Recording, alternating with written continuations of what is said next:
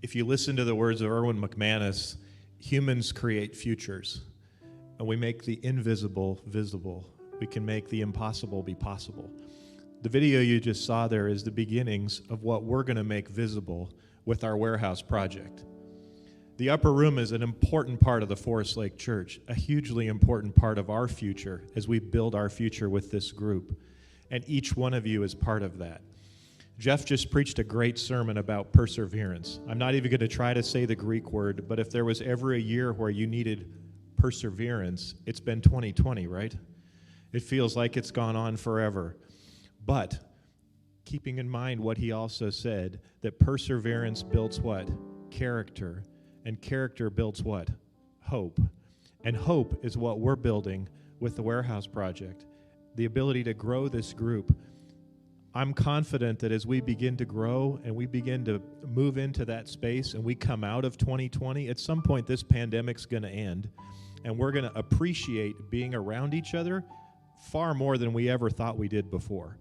And that ability to be together in a space as part of the Forest Lake Church is going to be something that we are more grateful for than we would have been even before the pandemic. So as we think about the end of the year and our giving, we're going to go through some slides of the warehouse project, but I want to remind you as part of the Forest Lake Church that there are some major areas that we're also giving towards. Church budget, which supports the operations of Upper Room and of our large church, the building project for the children's ministries, of which many of you are also a part of, and then our warehouse project. But our warehouse project is exciting. What you're going to see are some renderings of the worship space that's already been drawn up. You can see there's fellowship space with tables for socializing and doing events. As we continue to go through these slides, you'll get a sense of the size of that space and the ability to athletic events, things like our goal camp that is a ministry of our church that has been for years, the ability to play basketball in that space, volleyball, other sports.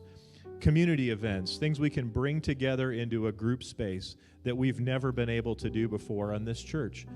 And of course, featuring the highlight of every week, our worship service. Seating in that room, Isaac tells me, for 500 people. So think about the upper room being a focus in our community, a worship space where we can enjoy this with probably 5 times more than we have in here today. So the different ways you can give. How do you give? You can give on AdventistGiving.org. You can give on the Tithely app. And you can give the old-fashioned way, which we're going to do here in a minute with buckets that are going to be passed around the room.